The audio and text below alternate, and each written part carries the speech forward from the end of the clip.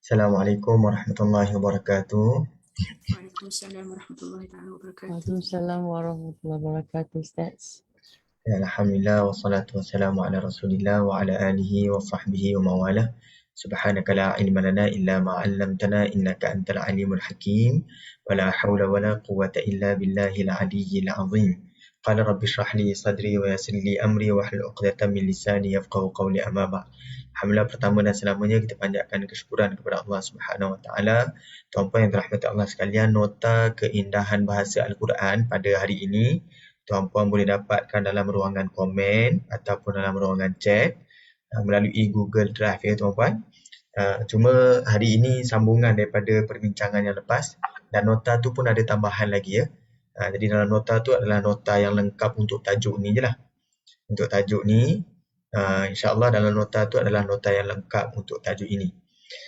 Kemudian tuan-puan, untuk makluman tuan-puan, sumbangan ikhlas untuk kelangsungan kelas-kelas anjuran Akademi Tadabbur Malaysia boleh disalurkan di akaun Bank Islam 121110072690 atas nama Akademi Tadabbur Malaysia. Ini untuk kelas, bukan kelas ini sahaja, sumbangan yang tuan-puan hulurkan adalah untuk kelestarian kelas-kelas yang lain. Dan kemudian tuan-puan boleh ikuti perkembangan program anjuran Akademi Tadabbur Malaysia dan penaja di Telegram ya. Jadi insya-Allah di sana tuan-puan boleh dapatkan beberapa lagi kelas-kelas yang berkaitan dengan tadabbur dan Al-Quranul Karim ya. Jadi insya-Allah pada petang ini kita akan teruskan lagi perbincangan daripada minggu lepas berkaitan dengan nombor dalam Al-Quranul Karim. Nombor ni kita sebut mufrad, musanna dan jamak. Mufrad tunggal, musanna dua atau dua, jamak ni banyak ya. Okey, jadi tuan-puan boleh buka pada halaman yang ke-12. Pada muka surat yang ke-12, ini nota yang baru sampai muka surat 27 ya. Nota yang sebelum ini sampai muka surat 15. Jadi kalau nota yang baru sampai muka surat yang ke-27. Jadi hari ini kita teruskan perbincangan pada muka surat yang ke-12, iaitu kita menceritakan tentang beberapa bentuk keunikan dalam Al-Quran. Ada ketikanya Al-Quran menggunakan kalimah at-tifl, kanak-kanak, dan al-atfal juga kanak-kanak. Cuma yang berbeza dengan at-tifl dan al-atfal, at-tifl boleh merujuk kepada seorang, boleh merujuk kepada dua orang, boleh merujuk kepada ramai. Manakala al-atfal hanya merujuk kepada ramai sahaja ya. Jadi antara perbincangan lain, jadi perincian dia tuan-puan boleh baca dalam nota tersebut. Kalau ada apa-apa soalan tuan-puan boleh maklumkan kepada saya insya-Allah. Okey, jadi antara perbincangan lain dalam Al-Quranul Karim adalah penggunaan lafaz bani dan abna. Penggunaan lafaz bani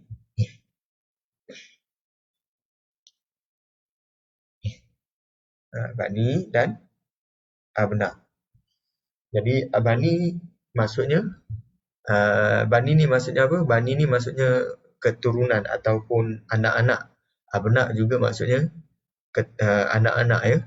Jadi dua-dua ni bawa masuk anak-anak. Cuma mana satu yang sepatutnya diguna pakai dan kenapa Al-Quran membezakan penggunaannya. Itu yang bakal kita bincang insya-Allah.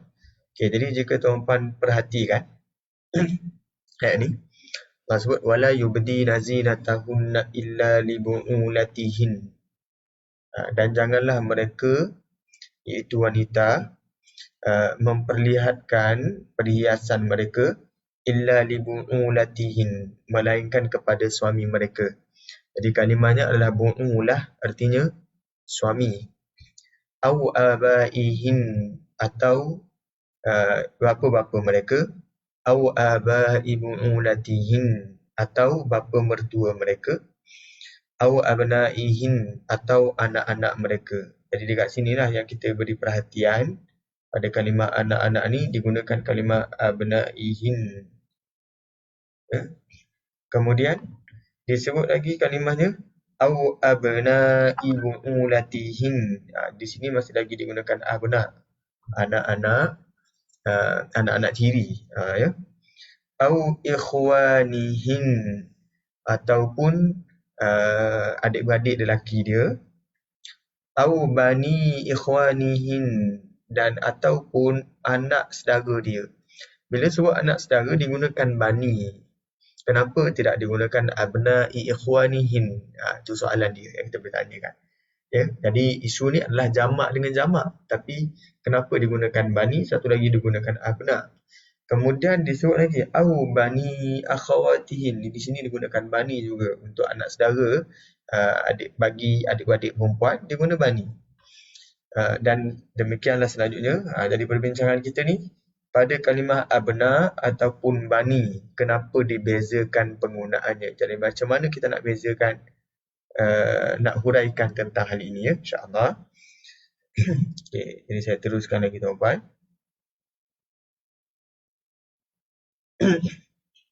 Okey, manakala dalam firman Allah dalam surah Al-Ahzab, Allah sebut la junaha alaihin nafi abaihin. Tidak ada dosanya ke atas wanita-wanita perempuan. Maksudnya untuk membuka aurat lah, untuk membuka perkara yang tak patut dilihat oleh lelaki mahram. Fi abaihin. Okay, untuk menemui bapa-bapanya. Jadi tak ada masalah untuk bapa. Wala abnaihin. Dekat sini digunakan anak-anaknya abnaihin. Jadi dekat sini okey lagi digunakan abnaihin. Masih lagi sama lah dengan atas tadi, ya. Daripada ayat yang tadi, ni abnaihin. Kemudian wala ikhwanihin, ni tak ada masalah lagi. Kemudian wala abna'i ikhwanihin. Kenapa dalam ayat yang ke-55 dia guna pakai abna'i ikhwanihin, anak saudara bagi adik-beradik lelaki, dia guna abna. Kalau yang tadi dia guna bani ikhwanihin, anak saudara juga. Adik-beradik lelaki punya anak dia guna bani ikhwanihin. Tapi yang ini ayat yang ke-55 surah Al-Ahzab, adik-beradik lelaki dia, anak kepada adik-beradik lelaki dia guna abna'i ikhwanihin. Itu soalan perbincangan kita lah. Jadi kenapa dekat sini guna abna, dekat sana guna bani. Sama juga untuk anak saudara bagi adik-beradik perempuan diguna abna'i akhawatihin. Juga digunakan dalam bentuk abna. Okay. Wala nisa'ihin wala ma malakat aimanuhum. Tidak juga kepada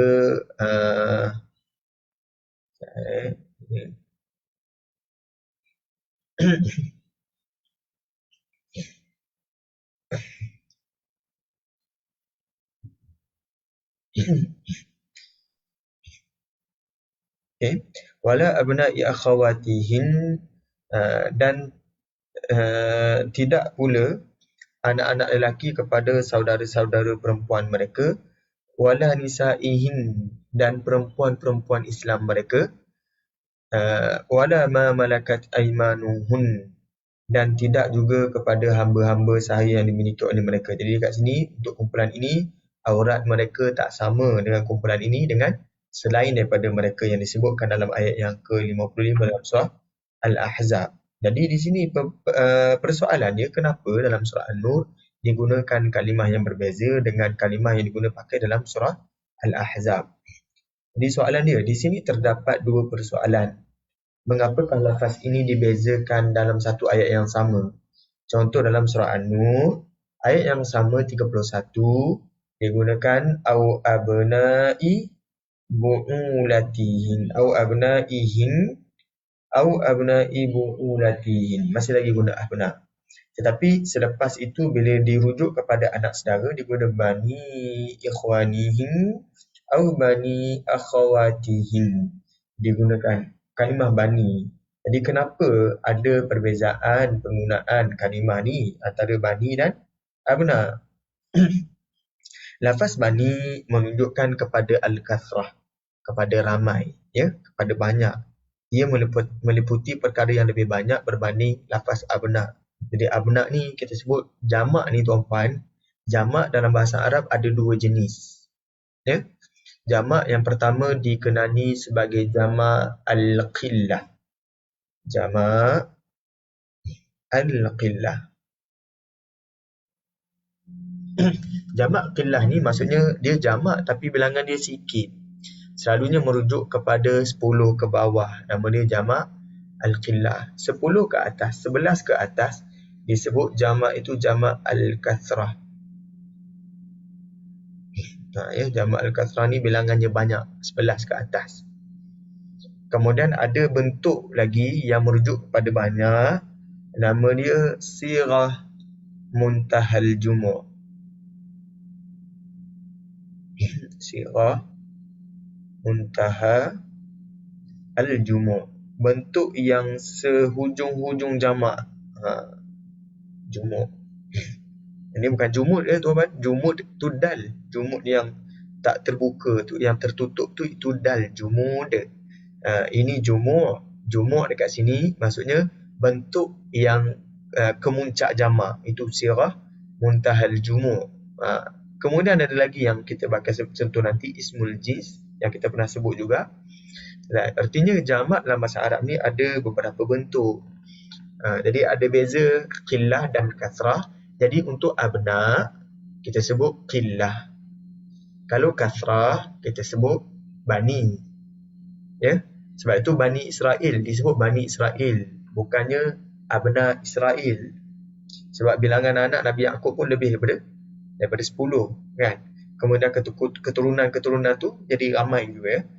Jadi Bani merujuk kepada Bani Adam, merujuk kepada kesemua manusia, jadi bilangan yang ramai. Bani Israel merujuk kepada bilangan kaum Yahudi yang ramai. Jadi itu perbezaan antara abna dan bani. Jadi anak saudara ni ramai sangat ke sampai sebut bani? Kita perhatikan ya. Al-Quran tidak menggunakan abna Adam ataupun abna Israel. Oleh itu Banil Ikhwan, anak saudara, adik-adik lelaki anak dia, kita sebut bani. Kemudian anak adik-adik perempuan, kita sebut anak dia tu disebut Banil Akhawat, merujuk kepada bilangan yang ramai. Kerana Al-Ikhwan ni dia bukannya masuk syaqiq. Dalam bahasa Arab ni adik-beradik, dia ada beberapa kalimah ya. Ada biasa dalam bab pusaka kita akan sebutlah kalimah-kalimah ni. Satu, al-ikhwan li'ab. Li'ab. Ya, adik-beradik sebapa. Mak lain tapi bapa sama. Ada al-ikhwan li'um. Adik-beradik seibu tapi ayah lain. Kemudian ada namanya al-syaqiq. Syaqiq. Syaqiq ni artinya adik-beradik seibu seayah. Itu syaqiq. Ya. Kalau sebut al-ikhwan saja, dia boleh merujuk kepada 3 kumpulan ni. Li'ab, li'um, juga asyaqiq. Boleh seayah, boleh seibu dan seayah.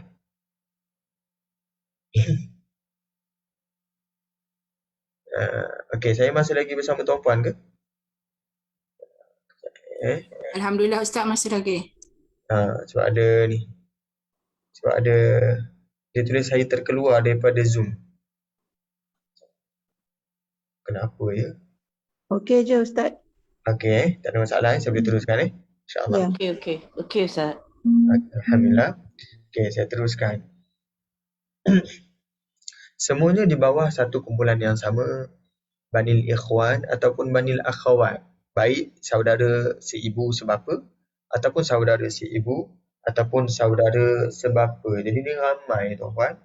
Kalau dahulu, kalau macam kita tak sebut cerita zaman lama pun, cerita 100 tahun yang lepas pun, perceraian tu pun antara benda yang tidaklah perkara yang halal dalam Islam ya. Jadi banyaklah berlaku perceraian. Jadi ada orang kata tanya adik-adik berapa orang? 17 orang. 17 orang ni macam mana? Di zaman dulu tu 50 tahun lepas tu adik-adik 17 orang tu biasa kan. 20 orang tu biasa. Sebab apa? Sebab maknya kahwin dengan lain sebelum ni dapat adik-beradik yang lain. Jadi campur semua lebih 10 orang. Saya tak cerita jauh, kalau macam ayah saya sendiri adik-beradik 17 orang. Belah mak dia 7 orang adik, adik-beradik. Belah ayah dia tujuh orang adik-beradik, gabung 2, jadi tambah lagi 3 orang, jadi 17 orang adik-beradik. Jadi pening kita nak cerita berapa orang adik-beradik. Kalau kita nak mudah, kita sebut 3 orang lah. Maksudnya si ibu sebab apa. Tapi kalau campur semua tu, pak saudara, mak saudara, belah ayah saja, jadi 17 orang. Sebab apa? Sebab campur si ibu sebapa dan si ibu sebapa. Jadi itu banil ikhwan dan banil akhawat. Jadi sepupunya lagi ramai. Adik-beradik pun dah 17 orang. Adik-beradik pun dah lebih 10 orang. Ini kan lagi kalau bani. Bani ni maksudnya anak saudara. Anak saudara lagi ramai. Kadang-kadang ada yang tak boleh nak bilang dah cucu berapa orang. Tak ingat dah. Awal dulu boleh ingat. Sekarang ni dah tak terkira dah cucu berapa. 17 ke 18. Artinya dekat sini, cucu ataupun anak saudara bilangannya adalah ramai. Ya.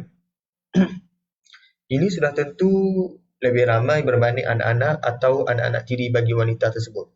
Sebab itu bila sebut bu'ulah. Bu'ulah ni suami ya tuan-puan. Bila sebut anak kepada suami dia, abna ibu'ulatihim, anak tiri. Jadi dia guna abna, dia tak guna bani. Ya? Jadi anak tiri tak seramai macam anak saudara. Jadi anak saudara ni lah yang ramai, sebab itu digunakan banil ikhwan ya. Banil ikhwan. Okey. Jadi penggunaan bani merujuk kepada al-kasrah, penggunaan abna merujuk kepada qillah. Jadi selepas ini tuan-puan dah boleh dapat dah satu gambaran tentang jamak dalam bahasa Arab ada 2 jenis. Satu jamak al-qillah, kemudian jamak al-kasrah. Ustaz, jamak qasar tu apa? Itu tak ada kena mengena ya. Jamak atau qasar tu itu dalam bab solat. Ya. Itu tak ada kena mengena dalam bab tata bahasa ya. Okey, jadi kita teruskan lagi. Mengapakah lafaz dalam Al-Ahzab tak sama seperti lafaz dalam surah An-Nur? Tadi kata adik-beradik ramai ataupun anak saudara ramai disebut bani, anak saudara sikit disebut abna. Jadi dalam surah An-Nur disebut bani ikhwanihim atau bani akhawatihim.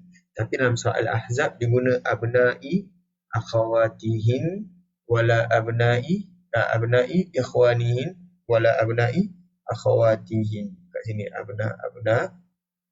Dekat sini bani. Jadi ni tak ada soalan lah. Kita perhatikan surah An-Nur ini, ayat ini adalah berkenaan ke semua wanita secara umum. Itu surah An-Nur. Manakala surah Al-Ahzab yang dimaksudkan dekat situ daripada wala junaha alaihim kan fi abaihim, itu berkenaan dengan isteri-isteri Nabi SAW ya.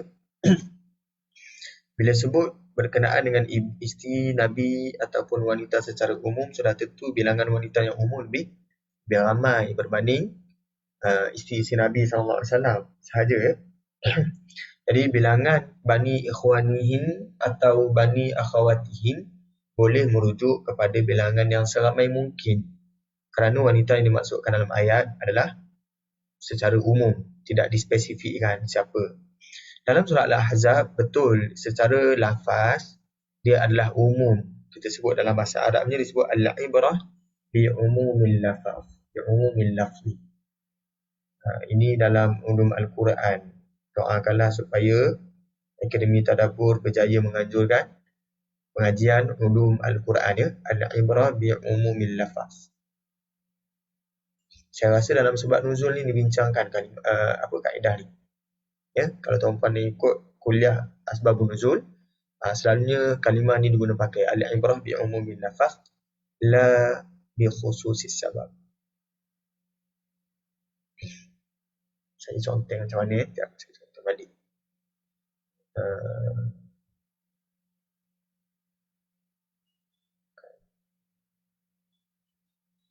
Ini tempat yang kosong ni. Okey, kalimah dia adalah al-ibrah bi umumil lafaz.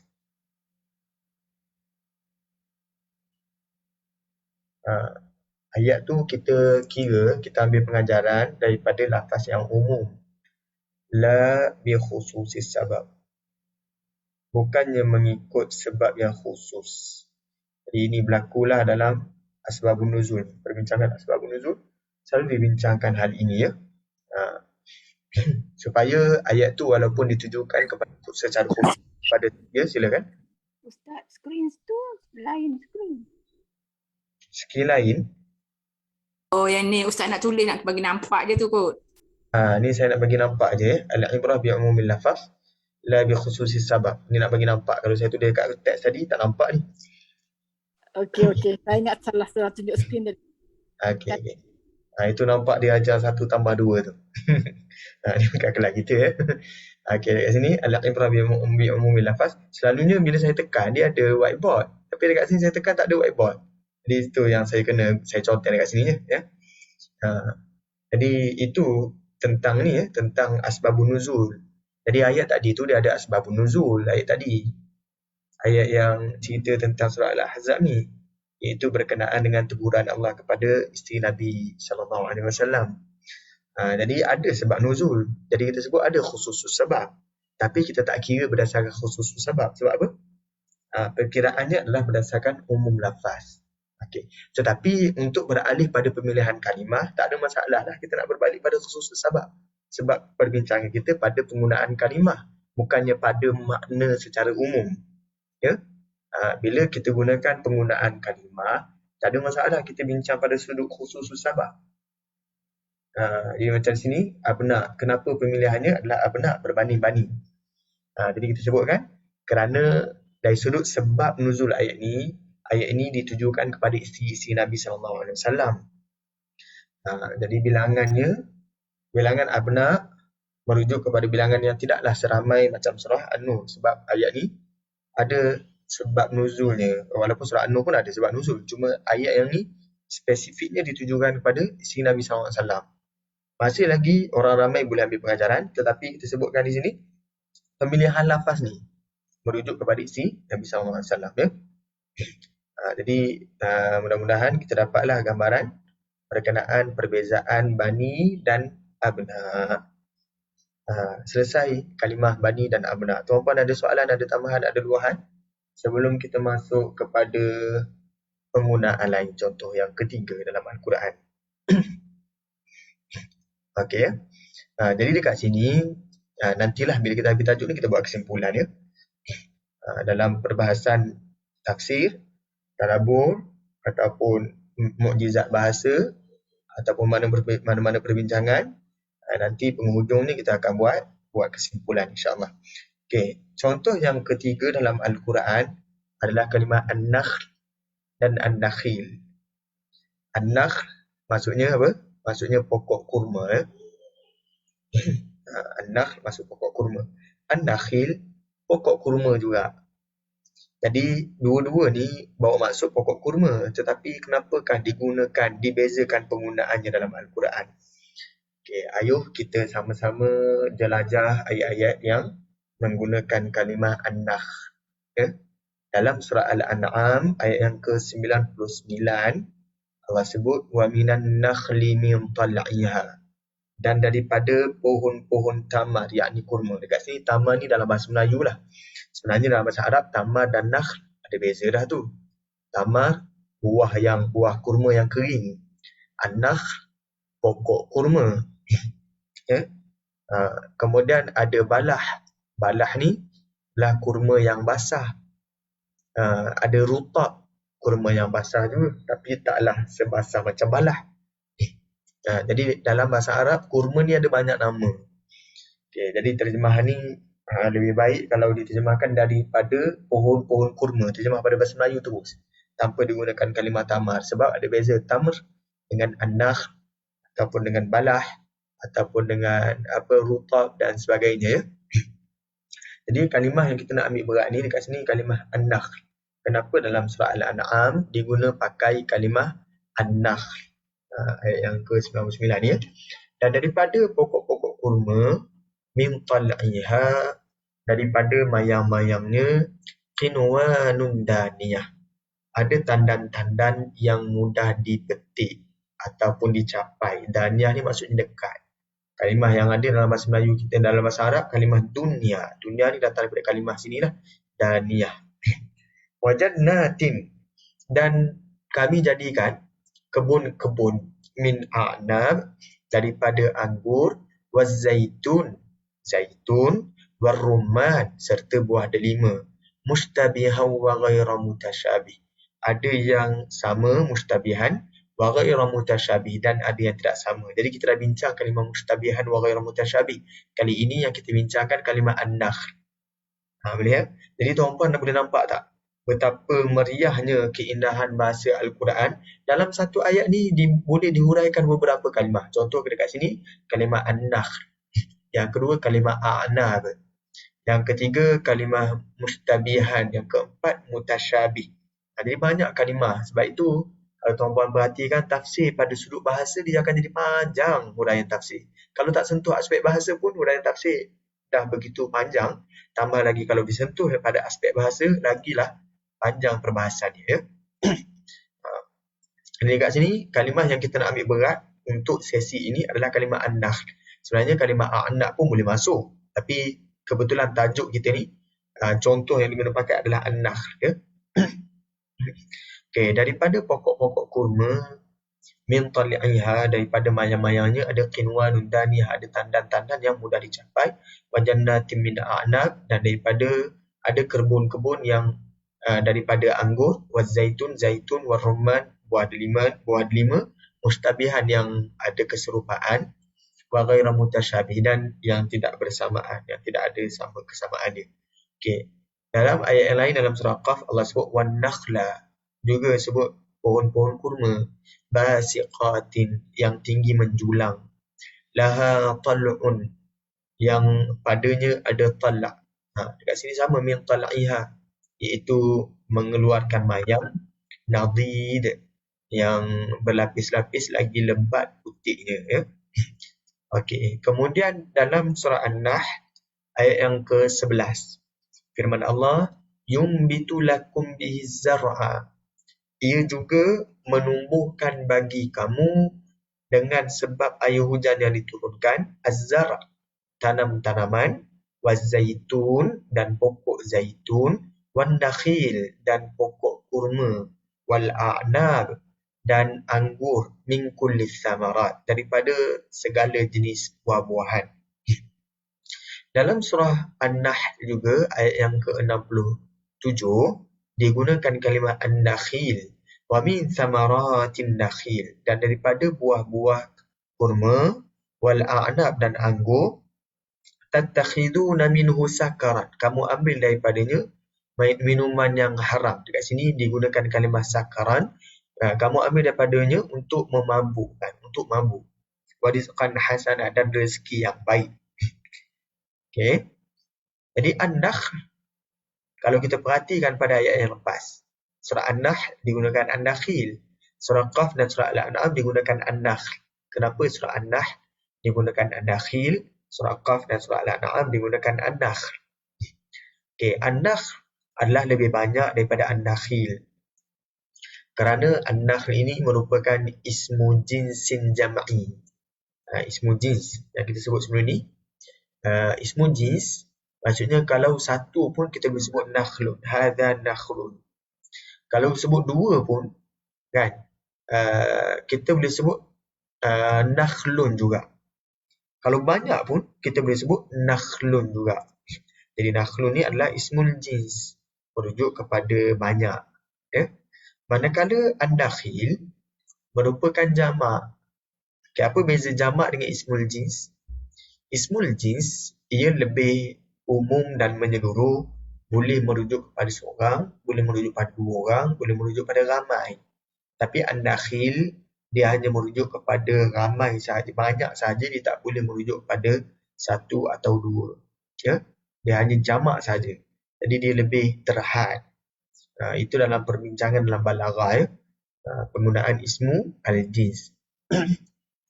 Okay, seperti yang telah dinyatakan sebelum ini, ismul jins adalah lebih menyeluruh dan lebih umum berbanding jamak, sebagaimana yang telah diakui oleh para sarjana bahasa Arab. Begitu juga pada penggunaan Al-Quran, kerana ismul jins merangkumi mufrad, muthanna dan jamak, iaitu boleh ditujukan kepada bilangan yang sedikit maupun banyak. Contoh ya tuan-puan, laqad akaltu tamra, saya dah makan buah tamar. Bila sebut buah tamar ni makan satu ke dua. Boleh bawa maksud satu, boleh bawa maksud dua, boleh maksud banyak ya, sebab saya guna tamar. Macam kalau orang tanya makan nasi, sebiji nasi ke dua biji nasi? Tu soalan tu. Soalan yang kita kata nasi tu dalam bahasa Arab al-aruz. Bila sebut al-aruz, dia guna bentuk ismul jins. Jadi tak ada boleh jadi satu biji nasi, boleh jadi banyak biji nasi.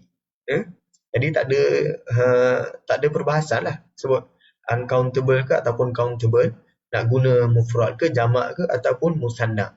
Biasanya kalau uncountable kita gunakan ismul jins.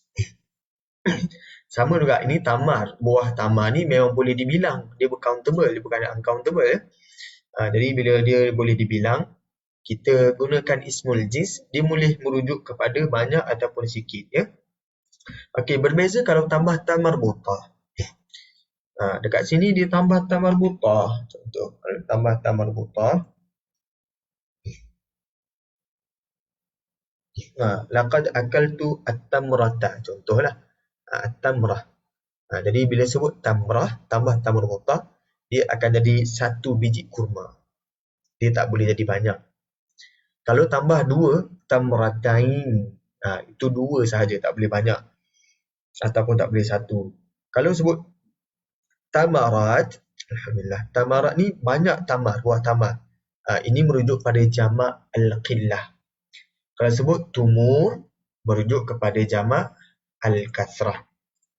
Nampak ya betapa kayanya bahasa Al-Quran. Jadi perbezaan ni tamarat, ni jamak qillah. Kalau banyak lagi daripada jamak qillah, disebut tumur. Tapi ismul jins boleh semua, baik satu boleh, baik dua boleh jamak qillah ataupun jamak kathrah, kita boleh guna at-tamr. Ini ismu al-jins. Jelas ya setakat ni ismu al-jins. Okey. Contoh kalau sebut laqad syahadtum nakhl. Ya, saya telah melihat pohon kurma. Kalau tambah ta marbutah dekat sini, tambah ta marbutah, an-nakhlata, Sepohon kurma. pohon kurma. Ataupun ataupun nakhlatain, dua pohon kurma kan, an-nakhlatain.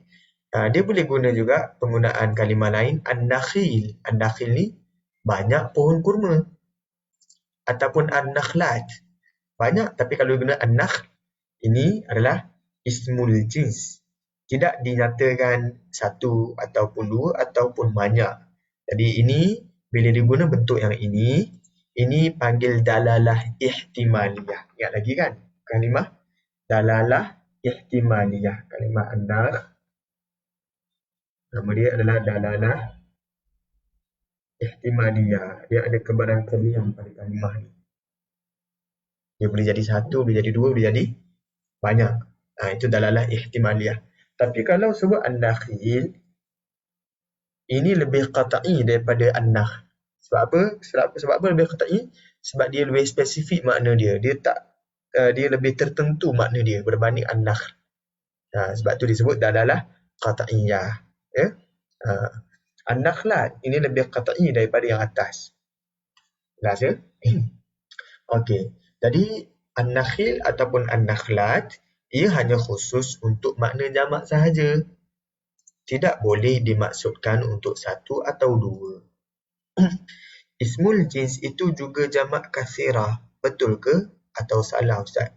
Ismul jins dia bukan jamak lil kathrah. Jamak lil kathrah dia tak boleh bawa maksud satu atau dua. Contoh yang saya sebut tadi ni kan, jamak al-kathrah tumur. Kalimah tumur ini jamak al-kathrah. Jamak yang menunjuk pada banyak, tapi dia bukan ismul jins. Dia tak boleh bawa maksud satu, tak boleh bawa maksud dua. Kalau ismul jins, dia bukan jamak kathrah. Ismul jins, dia boleh bawa satu, boleh dua, boleh tiga dan ke atas. Jadi ismul jins ni, kalau dalam bahasa Arab ni, membawa makna yang lebih menyeluruh lah berbanding jamak. Kita pernah sebutkan sebelum ni, contohnya pada perbahasan tif. Ni saya tanda, ni surat yang ke-16. Okey. penggunaan kita pernah sebut kat sini ya.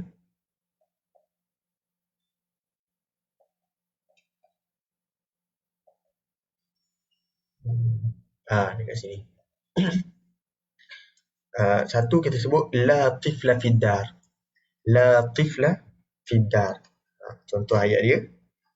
Kita bandingkan la atfala dengan la tifla. La tifla fiddar. Okey, beza la tifla fiddar dengan la atfala fiddar. La tifla fiddar ni kita sebut tak ada budak di rumah. Satu lagi, la atfala fiddar, tak ada budak-budak di rumah. Ada beza tak? Tak ada budak di rumah dengan tak ada budak-budak di rumah. Bila sebut tak ada budak di rumah, dia menafikan semua budak. Seorang pun tak ada, dua orang pun tak ada, tiga orang pun tak ada. Tetapi kalau sebut la atfala fiddar, tak ada budak-budak di rumah, artinya dekat situ dia menafikan ramai. Seorang boleh jadi ada, dua orang boleh jadi ada. Tapi kalau tiga ke atas memang tak ada kat rumah. Itulah atfala fiddar. Itu beza ismu al-jins dengan jamak. Jadi kat sini atifla ini adalah ismul jins. Ini atfal, ini adalah jamak. Ya, jelas ya mudah-mudahan. Okey, jadi soalan seterusnya, ada tak beza penggunaan kalimah al-anbiya dan an-nabiyyin, ya? Jadi lepas ini kita biasanya ada juga bentuk selain daripada kalimah ni dengan kalimah al-ulama dan al-alimun, ya. Okey. Perbezaan antara al-anbiya dan an-nabiyyin dalam penggunaan al-Quran memang ada perbahasan dia, tapi macam mana saya sharekan ya. Saya tunjukkan dekat sini ya. Tuan-puan nampak dekat sini cuma dalam bahasa Arab. Tak apalah, saya tolong terjemahkan daripada tuan-puan ya. Okey, jadi soalan dia, apa beza antara penggunaan al-anbiya dan nabiyyin? Biasanya kalimah al-anbiya ni kita bezakan dengan ar-rusul. Beza para nabi dan para rasul dalam Al-Quranul Karim. Tapi yang tu mungkin kita dah jelas ya, penggunaan nabi dan rasul. Okey, jadi kita perhatikan. Okay, dekat sini kalimah nabi dalam Al-Quran ada dua jenis jamak. Satu nabiyun, yang kedua anbiya. Okay, kalimah nabi kalau datang dalam bentuk jamak muzakkar salim, dia datang bentuk nabiyun. Tapi kalau datang dalam bentuk jamak taksir, dia datang dalam bentuk al-anbiya. Okey. Jadi setengah ulama, setengah sarjana dia berpandangan kalaulah isim itu dia ada jamak taksir, dalam masa sama dia ada jamak muzakkar salim. Faham ke setakat ni? Biasa dekat isim dalam bahasa Arab dia ada tiga jenis jamak. Selain daripada jamak kilah, jamak kathrah ataupun sighah muntahal jumu', dia ada tiga jenis jamak kan? Jamak ada tiga jenis. Satu jamak disebut dekat sini guna salamah. Jamak salim lah. Jamak salim ni ada dua jenis. Satu muzakkar, satu lagi muannas. Ya. Okey, ni jamak salim.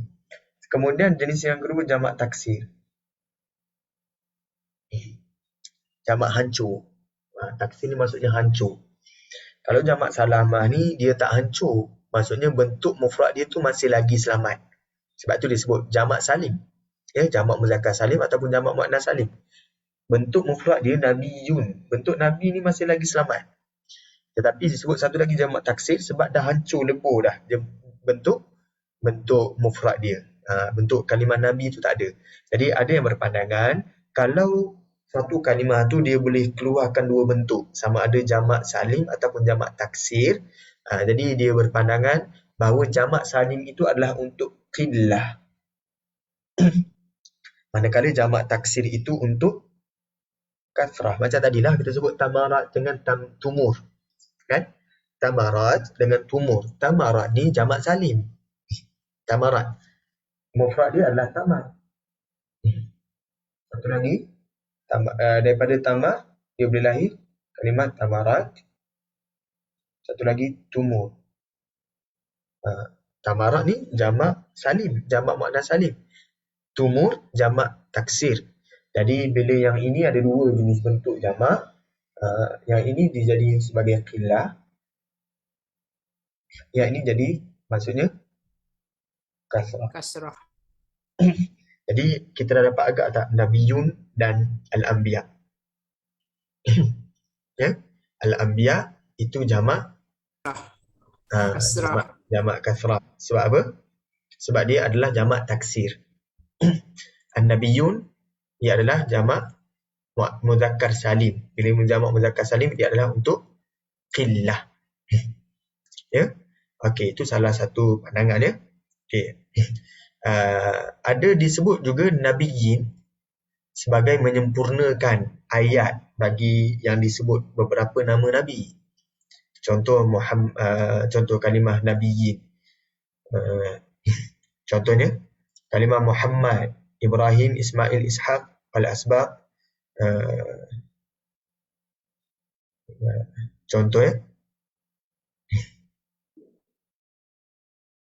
contoh dekat sini dalam surah Al-Maidah, wa idh qala Musa liqaumihi ya qaumi dzkuru ni'matallahi 'alaikum. Dan apabila Nabi Musa berkata kepada kaum dia, ingatlah nikmat Allah ke atas kamu, idh ja'ala fikum anbiya. Apabila Allah menjadikan dalam kalangan kamu adanya anbiya. Okey, tapi ada kalimah an-nabiyyun dalam Al-Quran apabila disambung daripada senarai nama nabi. Ini panjang ya. Contoh perbincangan yang jelas lah.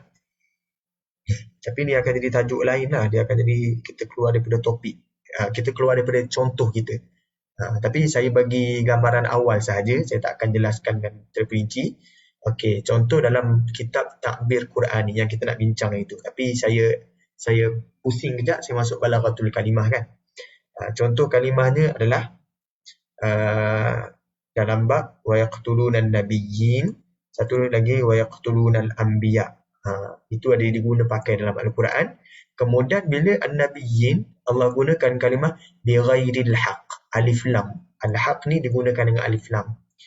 Manakala kalau dalam surah Ali Imran wa yaqtuluna al-anbiya bi ghairi haqq, tak ada alif lam, digunakan dalam bentuk nakirah.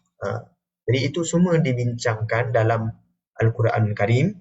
Jadi tuan-puan nak tahu lebih lanjut tentang Al-Anbiya dan Nabiyyin, insya-Allah teruskan setia bersama kami. Habis saja buku ini, kita masuk pada At-Ta'birul Qur'ani. InsyaAllah ya, kita akan bincang kalimah Al-Anbiya dan An-Nabiyyun. Tetapi secara gambaran awal, kita dah boleh buat kesimpulan macam yang saya sebutkan tadi. Kalau jamak mudzakkar salim merujuk, jamak salim dia merujuk kepada qillah. Kalau taksir dia merujuk kepada kasrah. Nampak ya? Itu satu pandangan lah. Tapi kita tengok jugalah macam mana penggunaan Al-Quran. Dan sekali kita relatekan dengan Al-Quran Karim. Ya? Okey. Kita kembali semula kepada contoh kita tadi ya.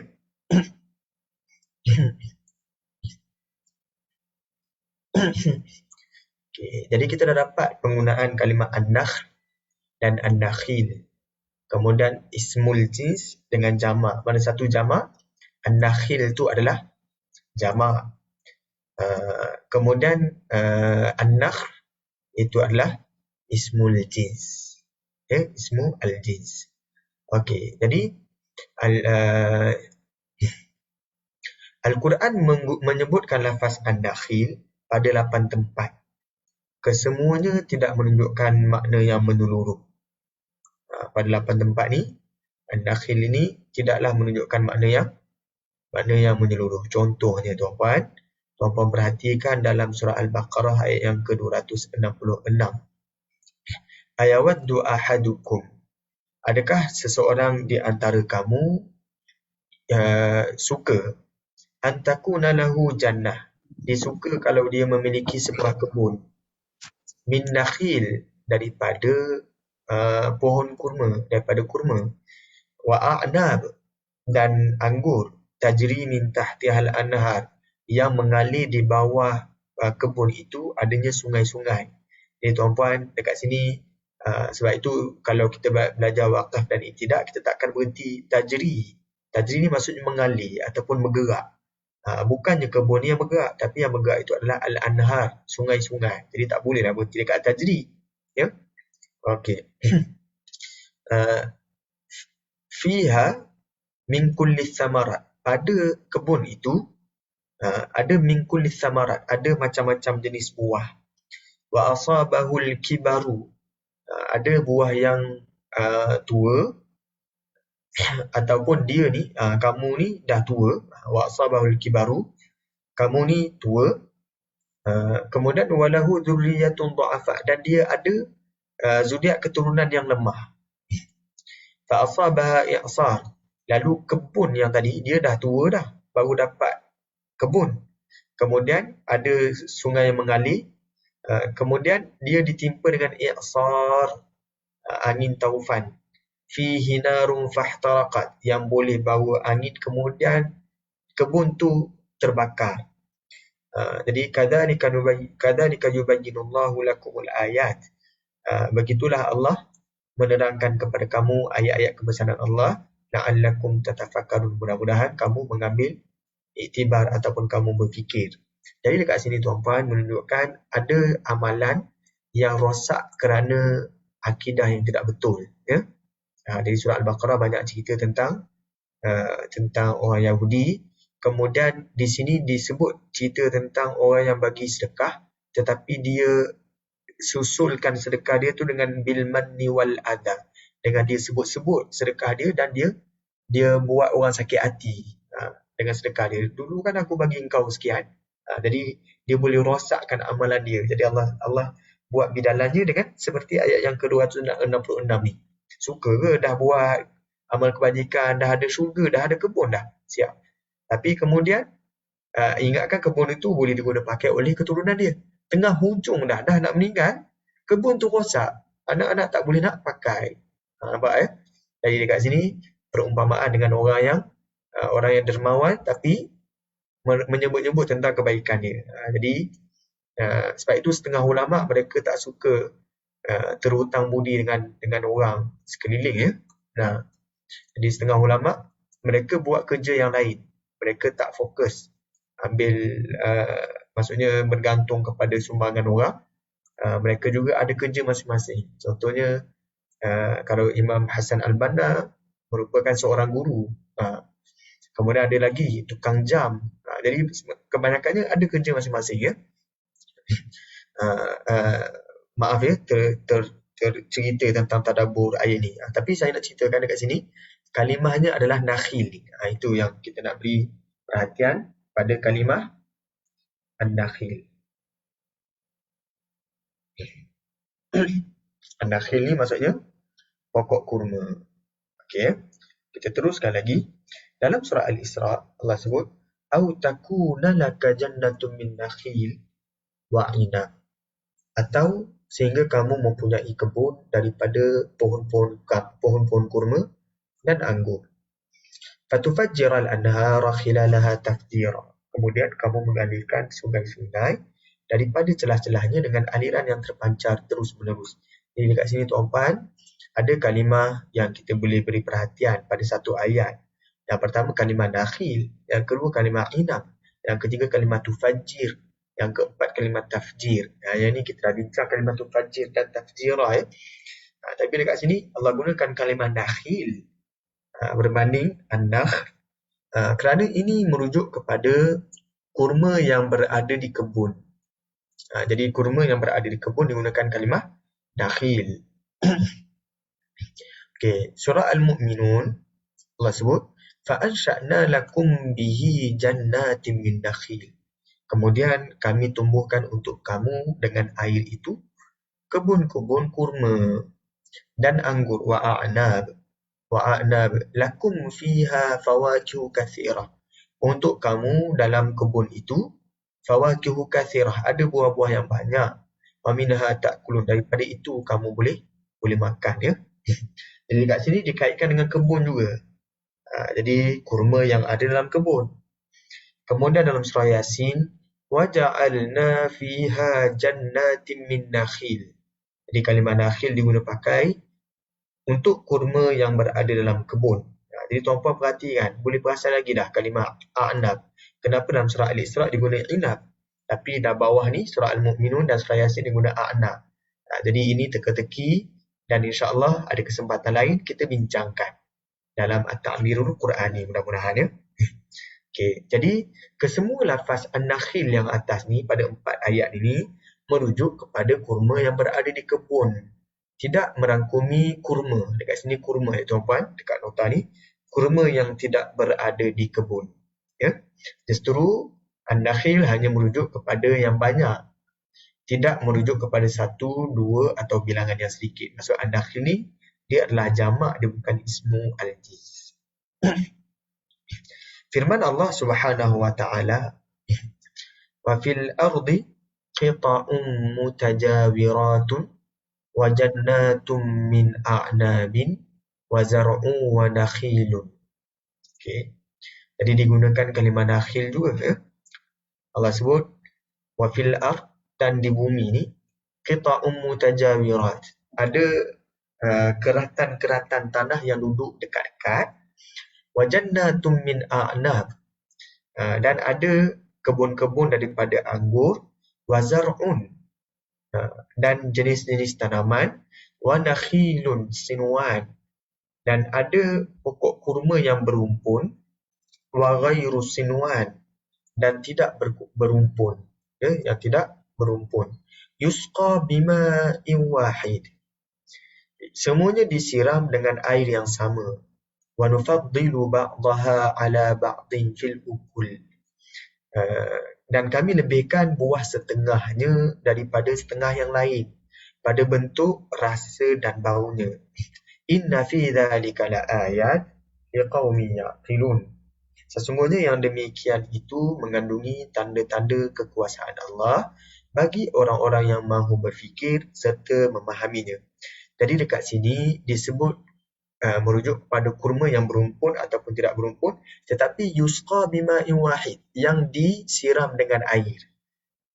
Tapi tidaklah dimasukkan sekali kurma yang tidak disiram, kurma yang tidak disimbahkan air, ya. Jadi dekat sini kurma yang tidak disirami air yang sama tidak termasuk dalam ayat ini. Jadi bila sebut nakhil, dia tak menyeluruh, dia hanya sentuh sebahagian daripada pokok kurma. Dia bukan macam an-nakhl. An-nakhl bilangannya banyak dan lebih menyeluruh. Okay, kita perhatikan dalam surah An-Nahl. Tadi yang kita dah sebut tadi ya. Wa min thamaratin nakhil wal a'nabi tattakhiduna minhu sakaran wa rizqan hasana. Daripada buah kurma dan anggur, kamu jadikan daripadanya sakara, minuman yang memabukkan. Wa rizqan hasana, dan rezeki yang baik. Inna fi dzalika laayatan liqaumin yaqilun. Jadi depan ni tuan-puan, kalimah lainnya tuan-puan boleh fikirkan juga kenapa dekat sini diguna la ayah. Pada tempat lain lagi diguna la ayat. Itu diguna jamak. Dekat sini diguna mufrad. Itu kita dah boleh fikirkan juga, ya. Apa beza la ayatan dengan la ayatin? Okey. Jadi dekat sini kita perhatikan.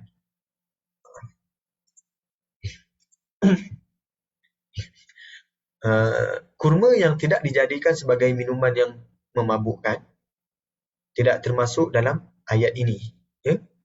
Jadi kurma yang digunakan, kurma yang boleh diambil, yang boleh dibuat sebagai minuman memabukkan, ataupun kurma yang boleh digunakan untuk minuman yang halal. Jadi tak semua kurma lah boleh digunakan untuk memabukkan, ya. Jadi dekat sini kurma yang boleh digunakan, yang tidak boleh digunakan untuk memabukkan tidak termasuk dalam ayat ini. Artinya ia tidak menyeluruh, ya. Sakara, gula pun sakara, gula sukar, ya. Gula sukar. Kalau sakara, sakran, itu maksudnya mabuk, ya. Kalau sukara dalam Al-Quran disebut ya ayyuhallazina amanu la taqrabus salata wa antum sukara. Sukara dekat situ maksudnya mabuk. Kalau sukar itu baru gula. Dan kalimah sukar itu kalimah yang moden. Jadi ini bahasa yang klasik. Sakar maksudnya mabuk. Kalau kami di tanah Arab, kami sebut tutup pintu, kami tak sebut aghliqil bab. Aghliq al-bab ni tutup pintu kan. Tapi kami dekat sana kami guna sakir al-bab. Sakir al-bab. Artinya tutuplah pintu. Jadi ada kaitan sakar dengan tutup. Kenapa mabuk dikaitkan dengan tutup? Kerana minuman itu dipanggil mabuk kerana ia menutup akal. Ya? Jadi menutup akal. Akal tidak boleh lagi bersifat waras. Maka disebut sukara ataupun sakara. Kalau sebut tutup pintu, sakiril bab. Itu bahasa pasar dekat Jordan. Ya? Saya dekat Mesir pun, saya rasa digunakan kalimah sakir. Tutup juga. Dengan maksud tutup. Ya? Okay. Kita teruskan lagi. Manakala an-nakhl pula, ia bersifat umum sebab dia adalah ismul jins.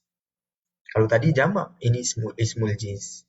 Boleh merangkumi pohon yang kecil dan besar. Boleh merangkumi pohon yang berbuah dan tidak berbuah. Boleh merangkumi pohon yang berada di kebun ataupun tidak. Boleh merangkumi satu pohon ataupun banyak pohon. Ya?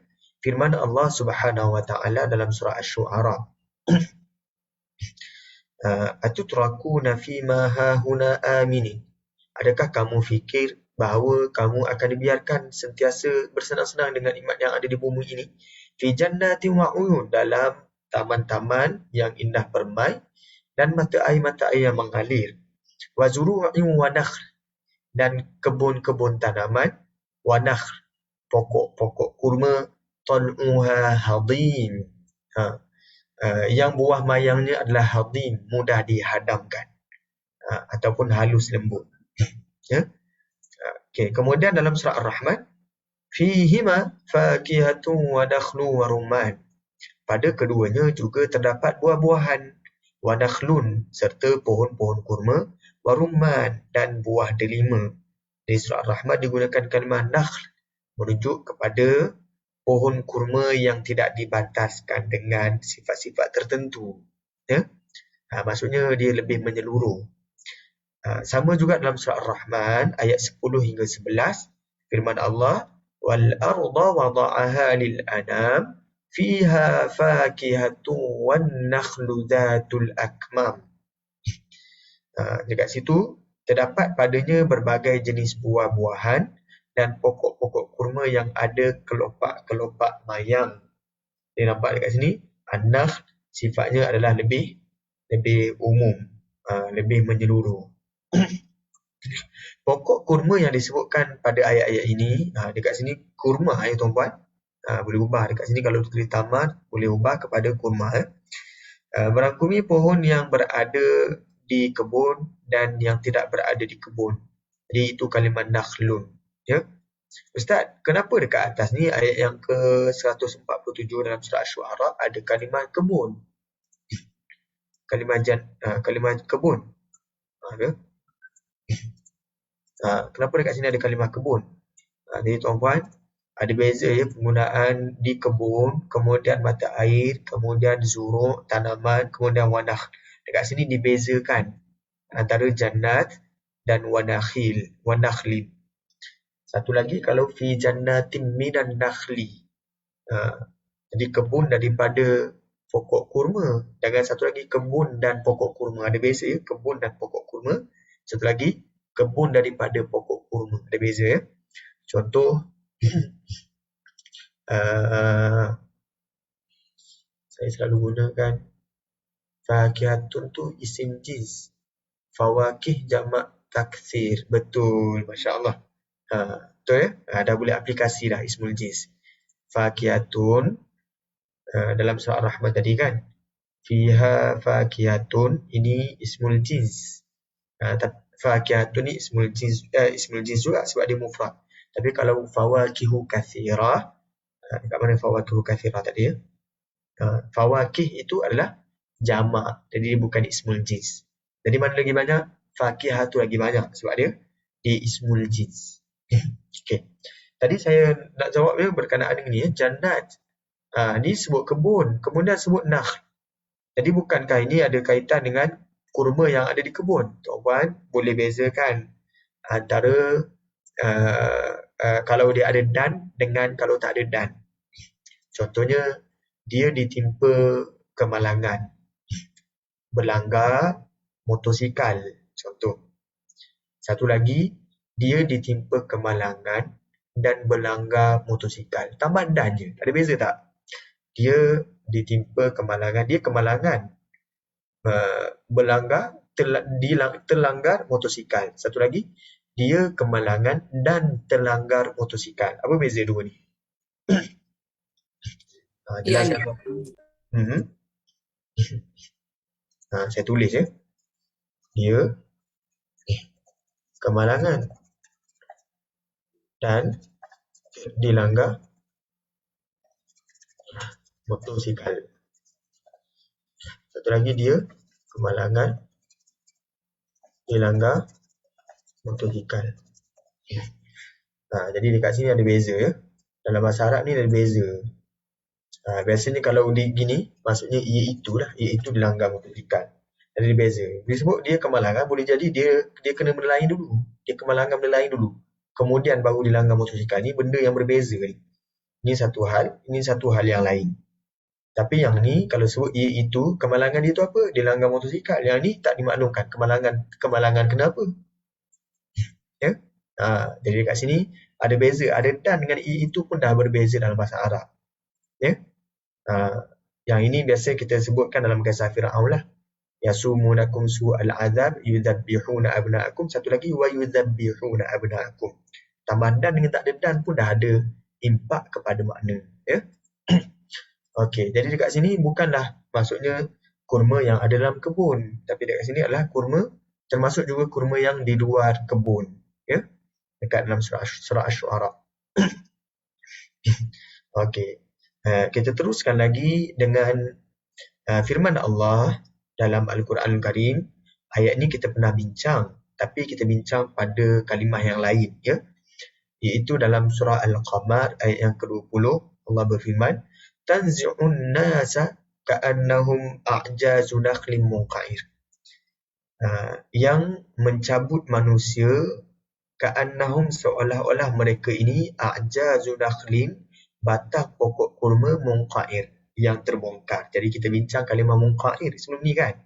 Tapi kali ini kita bincang kalimah nakhl. Nampak tak? Dalam satu ayat dia ada huraian yang sangat banyak tentang bahasa ni.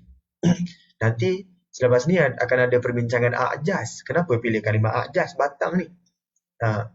Jadi yang tu akan dibincangkan. Pada tajuk mukjizat pun memang kita sebut kalimah a'jaz ni. Kita akan bincang dulu. Apakah maksud a'jaz? Barulah kita bincang maksud i'jaz, mukjizat. Ya. Jadi kalimah nakhlin ni dekat sini yang kita beri perhatian artinya kurma. Okey, dalam surah Al-Haqqah Allah sebut sakharaha alaihim sab'a layalin wa thamaniyata ayyamin husuma fataral qauma fiha sar'a ka'annahum a'jazu nakhlin khawiyah, yang diarahkan oleh Allah untuk menyerang mereka selama 7 malam 8 hari terus menerus. Fataral qauma fiha sar'a, maka engkau melihat kaum itu bergelimpangan mati, ka'annahum a'jazu nakhlin khawiyah, seolah-olah mereka ini batang-batang pohon kurma yang tumbang dan lompang. Jadi kalimah nakhli yang kita nak beri perhatian maksudnya adalah lebih menyeluruh dan lebih umum. Dalam firman Allah dalam surah Taha, Allah berfirman, qala amantum lahu qabla an adzana lakum.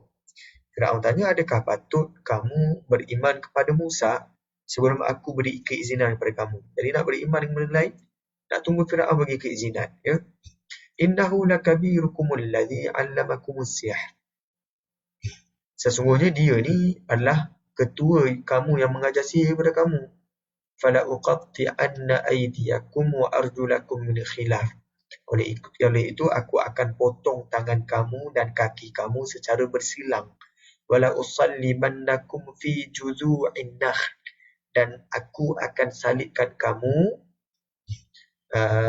pada juzu'in nakh, pada batang pokok kurma, wala ta'lamunna ayyuna asyaddu 'adzaban wa abqa. Firaun kata, kamu akan tahu siapakah antara kami azabnya lebih dahsyat dan lebih kekal.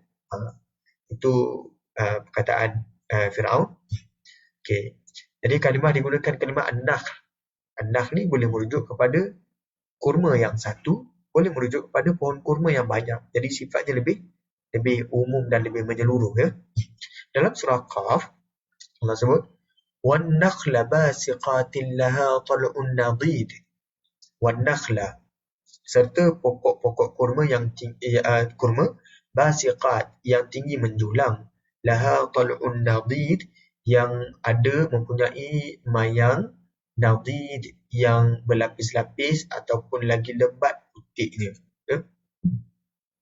Jadi digunakan nakh tanpa dispesifikkan kurma, pokok kurma yang macam mana, di kebun ke ataupun di luar kebun, ataupun yang disiram ke tidak disiram. Jadi perhatikan pokok kurma yang disebut pada 4 ayat di atas ini langsung tidak dikhususkan kepada sesuatu perihal. Ia bersifat lebih umum dan lebih menyeluruh. Boleh jadi timbul persoalan melalui kedua-dua firman di bawah.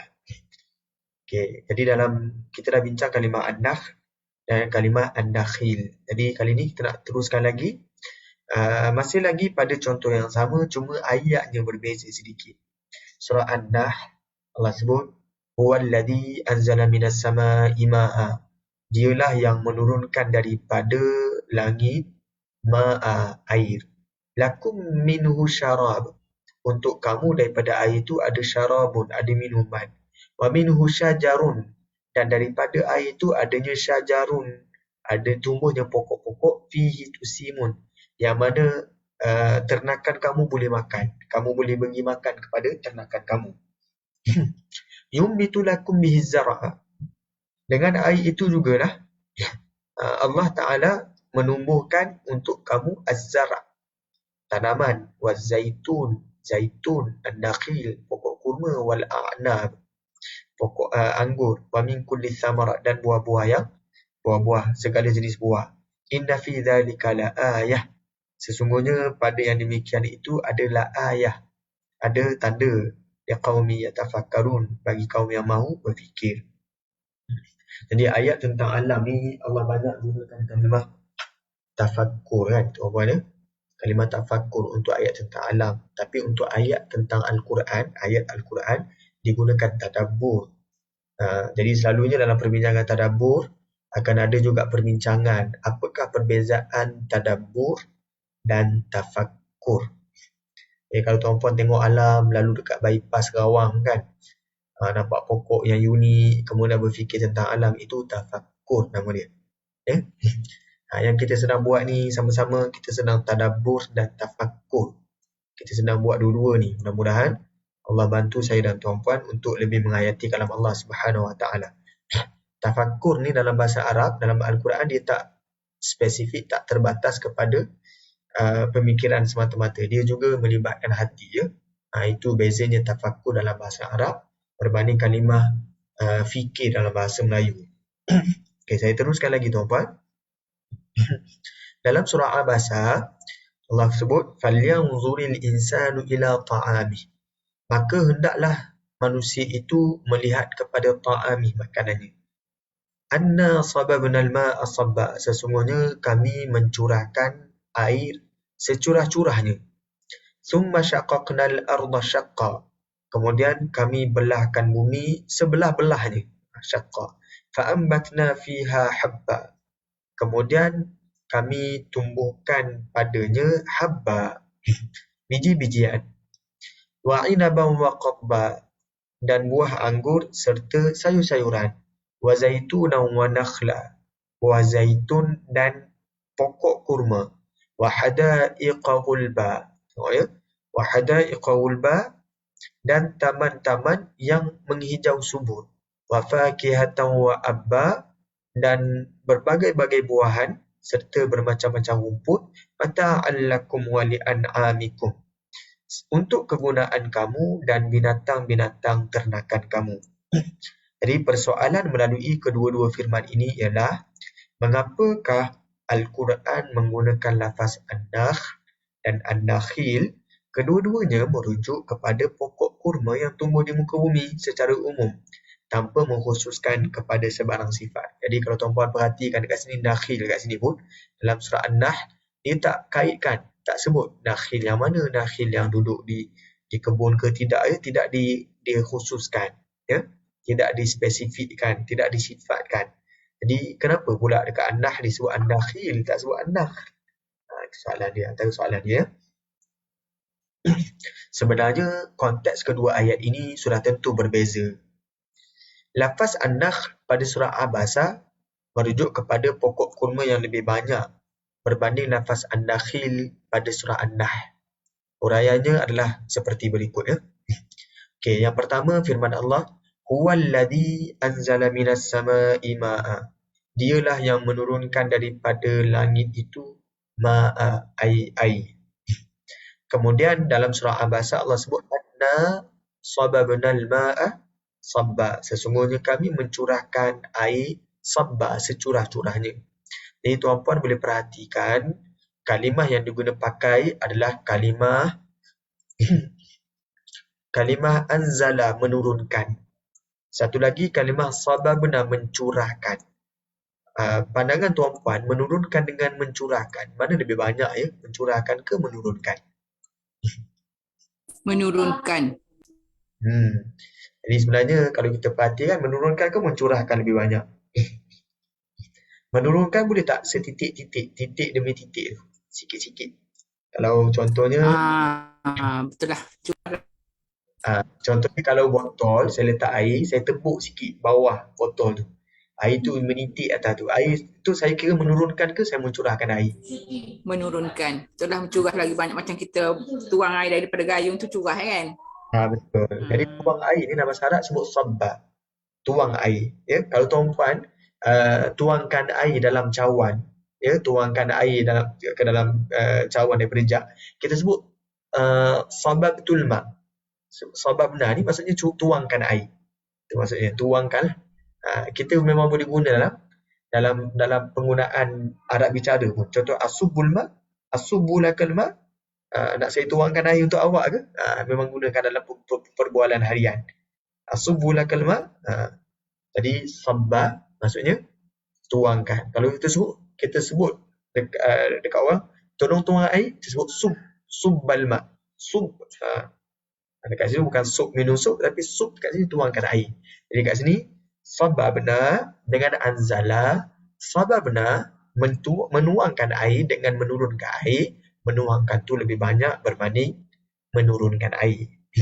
Kemudian ditambah pula dalam surah Abasa disebut sabba. Ini kalau kita sebut dalam bahasa Arab, ini maf'ul mutlaq. Maf'ul mutlaq ni dia menguatkan lagi kata kerja sababna. Dalam ayat surah An-Nahl taklah disebut huwallazi anzala minas sama'i ma'a inzala. Dia tak tambah inzala, dia tak letak maf'ul mutlaq. Dari surah Abasa dia tak maf'ul mutlaq, menunjukkan penguatan pada ayat ni, kekuatan pada ayat ni, ya. Okey, kemudian saya lupa letak. Kemudian kalau kita perhatikan dekat sini, kata ganti nama untuk huwallazi anzala minas sama'i ma'a, ini kata ganti nama dia. Satu lagi, anna, kami. Ada beza kata ganti nama kami dan kata ganti nama dia. Jadi kalau kata ganti nama kami itu merujuk kepada kemuliaan yang lebih tinggi, kelebihan yang lebih tinggi berbanding satu lagi kalau sebut dia, jadi dia taklah setinggi dengan penggunaan kalimah kami. Itu kita dah pernah jelaskan sebelum ni, kan. Okey, firman Allah Subhanahu wa taala dalam surah An-Nahl, lakum minhu syarabun. Daripada air yang diturunkan itu dijadikan minuman untuk kamu. Wa minhu syajarun, dijadikan tumbuhan untuk kamu. Fihi tusimun, yang mana daripada tumbuhan itu kamu boleh bagi makan kepada ternakan kamu. Ya. Kemudian dalam surah Abasa ayat yang ke-24 hingga 25 Allah sebut falyanzuril insanu ila ta'ami anna sababna al-ma'a sabba. Hendaklah manusia itu melihat kepada makanannya. Artinya air yang dituangkan pada surah Abasa itu adalah untuk makanan manusia. Nampak ya? Jadi air yang disebutkan dalam surah An-Nahl diagihkan untuk minuman dan tumbuhan. Berbanding air yang disebutkan dalam surah Abasa dikhususkan untuk makanan sahaja. Jadi tuan-puan, kalau kita ada satu tangki air, kemudian kita kata air ni untuk minum sikit, untuk makan sikit. Satu lagi kita sebut satu tangki air itu untuk makan saja. Agaknya mana lagi banyak penggunaan air. Jadi sudah tentu peruntukan air untuk makanan tu lebih banyak jika tak diagihkan kepada minuman. Nampak ya? Jadi kat sini bila diagihkan, jadi airnya tak sebanyak untuk air yang tidak diagihkan. Oleh itu, sudah tentu air yang disediakan untuk tumbuhan tanaman semata-mata boleh menghasilkan pokok kurma yang lebih banyak berbanding air yang diagihkan untuk minuman dan tumbuhan. Nampak ya? Okey. Kemudian firman Allah sebut yumbitu lakum bihi zar'a waz-zaituna wan-nakhila wal-a'nab wa min kulli thamarat. Ia juga menumbuhkan bagi kamu dengan sebab hujan itu tanaman-tanaman, waz-zaitun pokok zaitun, wan-nakhil pokok kurma, wal-a'nab anggur, wa min kulli thamarat dan daripada segala jenis buah-buahan. Jadi tuan-puan perhatikan, ada az-zar'a 1, az-zaitun 2, an-nakhil 3, al-a'nab 4, wa min kulli thamarat 5 ya. Okey, bandingkan dengan ayat yang ke-30, ayat yang ke-27 hingga 31 Allah sebut. Daripada air itu kami tumbuhkan biji-bijian. Habba 1, kemudian wa'inaba pokok anggur 2, waqabba sayur 3, wa zaitunan 4, wa nakhlan kurma 5, wa hadaiqa gulba taman-taman 6, wa fakihatan 7, kemudian abba 8. Bandingkan dengan yang atas ni 1, 2, 3, 4, 5.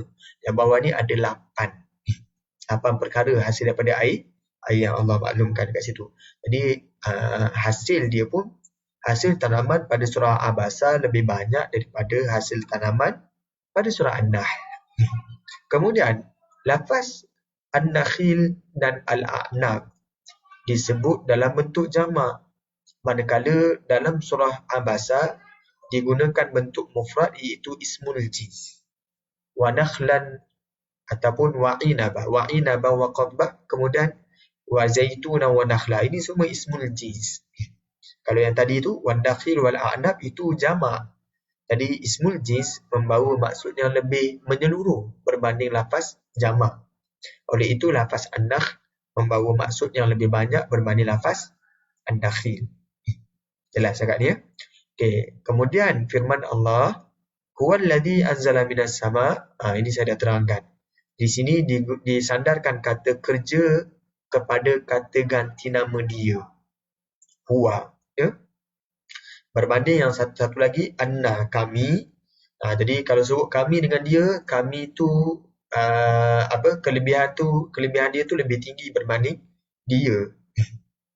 Biasanya digunakan kami untuk menunjukkan perkara yang lebih besar atau dalam bahasa Arab disebut sebagai at-ta'zim. Ya. Ini memberi isyarat bahawa kelebihan manusia dalam surah Abasa lebih tinggi berbanding dalam surah An-Nahl. Jadi jelas ya tuan-puan, insya-Allah. Okey, kemudian perhatikan bagaimana Al-Quran mendatangkan kata ganti nama kami atau dengan kata lain menggunakan kata ganti nama jamak untuk kuantiti dan jenis pohon yang lebih banyak seperti anna, sesungguhnya kami, sababna, kami menuangkan, alma, air, sabba. Nampak? Dari 2 kali guna kami. Summa syaqaqna, kami lagi dekat sini, kami belah. Fa'ambatna, dan kami tumbuhkan. Manakala dalam surah An-Nahl digunakan kata ganti nama dia atau dengan kata lain menggunakan kata ganti nama mufrad untuk bilangan yang lebih sedikit. Hal ini juga terdapat dalam surah Qaf berdasarkan firman Allah. Jadi sekarang ni kita nak bandingkan pula antara surah Qaf dan surah An-Nahl, ya. Dalam surah Qaf ayat 9 hingga 11.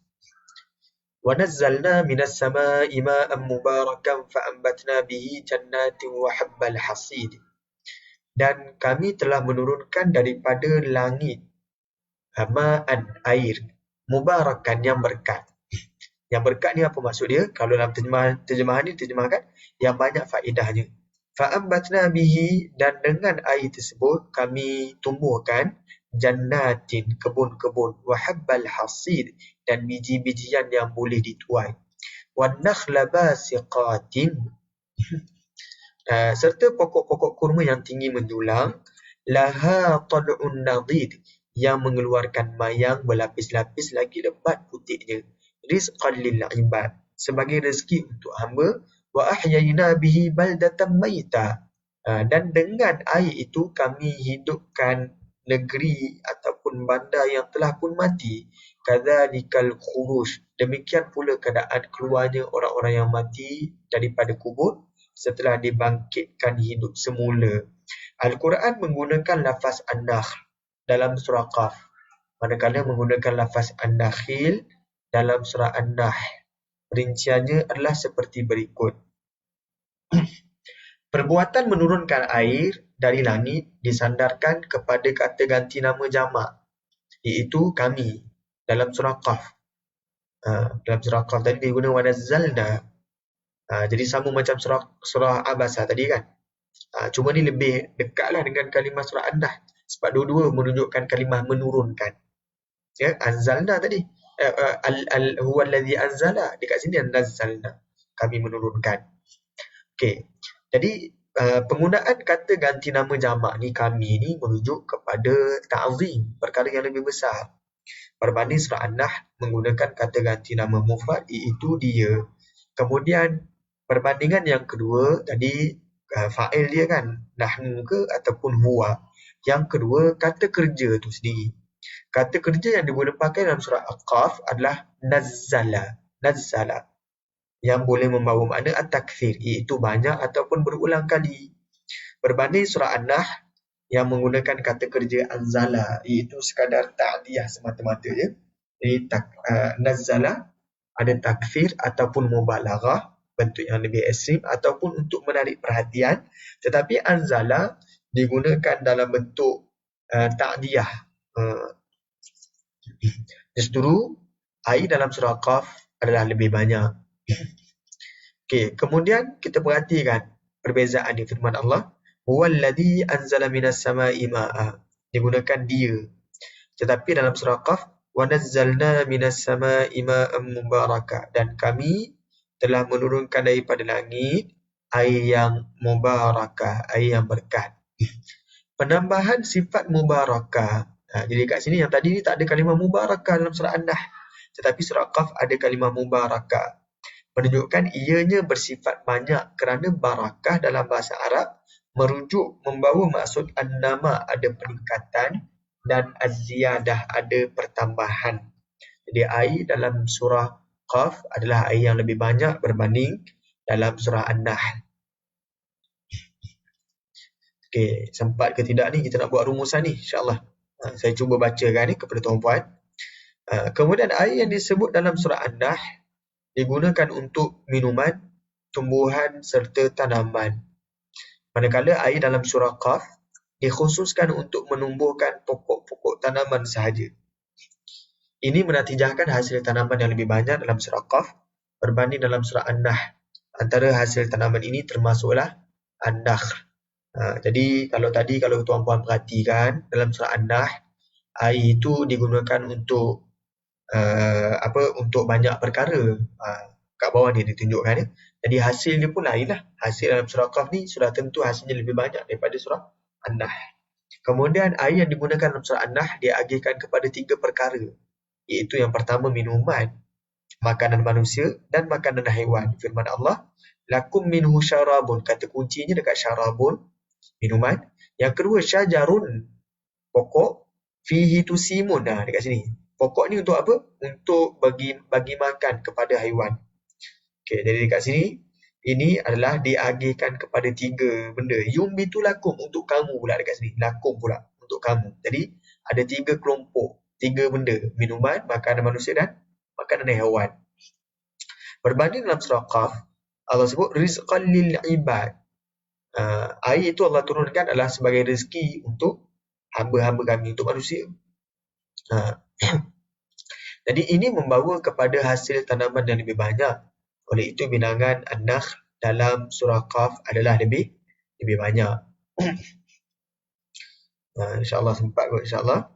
Penggunaan kata kerja nazalna yang disandarkan kepada kata-kata ganti nama jamak, iaitu kami. Kemudian ditambah pula dengan sifat mubarakah pada ayat itu, ma'am mubarakah. Kemudian dikhususkan pula untuk makanan manusia. Akhirnya diletakkan tambahan pada hasil tanaman dengan menggunakan bentuk ismul jins.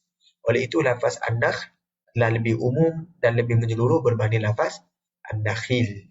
Jadi kita dah cerita pada sudut al-i'jazu al-bayani. Ya? Al-i'jazul bayani maksudnya mukjizat dari sudut keindahan bahasa. Kali ini kita nak bincang pada sudut yang kedua, iaitu al-i'jazul badi', ya, ataupun bayani pun boleh, tak ada masalah, ataupun al-badi', ya, iaitu pada sudut keindahan pemilihan kalimah. Macam itulah kalau sebut, ya. Okey. Apa kita bacakan, ya. Apa pun disebut al-i'jazul bayani ataupun al-i'jazul badi'i, nanti tuan-puan boleh Google, tak perlu tunggu kelas. Google pun dah cukup untuk jadi syekh kita semua ni. Ya, kemudian perhatikan juga bagaimana Al-Quran meraihkan konteks dalam surah Qaf. Surah Qaf yang memperihalkan tentang perhiasan dan keindahan alam. Firman Allah sebut afalam yanzuru ila sama. Tidakkah mereka melihat ke langit? Fauqahum, di atas mereka. Kaifa banainaha, macam mana kami bina langit. Wa zayyannaha, dan kami hiaskan langit. Wa ma laha min furush, dan tidak ada pula keretakan di langit. Wal arda madadnaha, dan perhatikan juga bagaimana kami membentangkan bumi sebagai hamparan. Wa alqaina fiha rawasi, dan kami campakkan pada bumi itu gunung ganang yang kukuh. Wa ambatna fiha min kulli zawjin bahij, dan kami tumbuhkan padanya pelbagai jenis tanaman yang indah subur. Oleh kerana ini sedang bercerita tentang keindahan alam, tuan-puan. Kalau tuan-puan perhatikan pada sudut seni, pemilihan kalimah, semuanya sedang menceritakan tentang keindahan alam.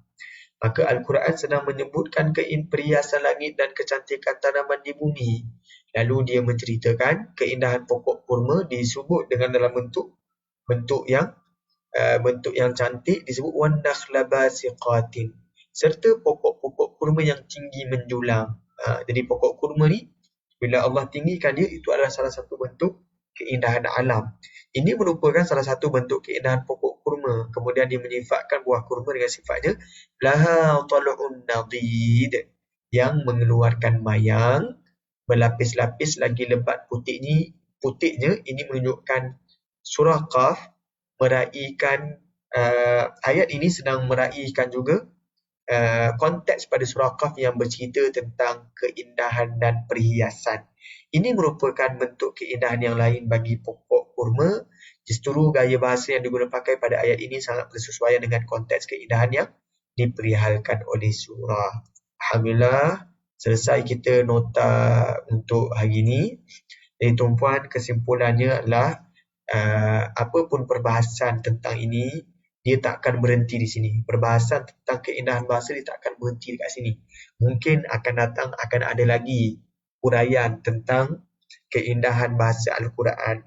Cuma apapun huraian tentangnya, andai kata contohnya, saya tidak berpeluang belajar, tak tahu banyak tentang keindahan bahasa ni Ustaz.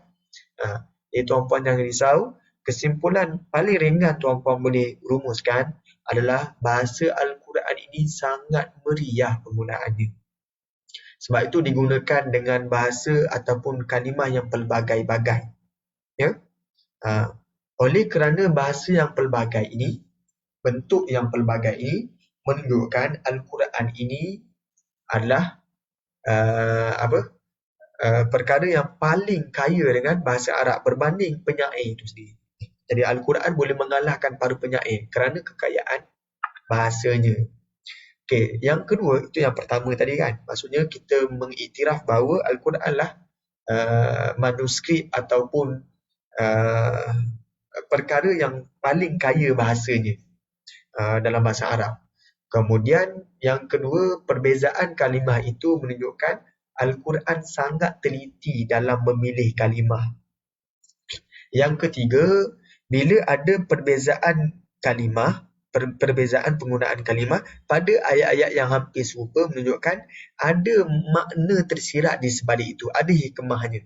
Jadi sekarang ini yang kita bincang ni item yang ketiga tadi tu. Kita sedang mencari apakah hikmah ataupun makna tersirat di sebalik perbezaan antara dua lafaz ataupun beberapa lafaz dalam Al-Quran Al-Karim.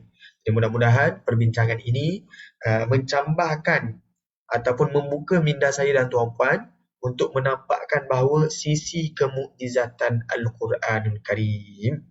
Okay, wallahu a'lam. Tuan-puan ada soalan, ada tambahan, ada luahan? Kalau ada soalan, ada tambahan, ada luahan, boleh tuliskan dalam ruangan komen. Jika saya berkesempatan, saya akan cuba jawab pada pertemuan yang akan datang. Assalamualaikum warahmatullahi wabarakatuh.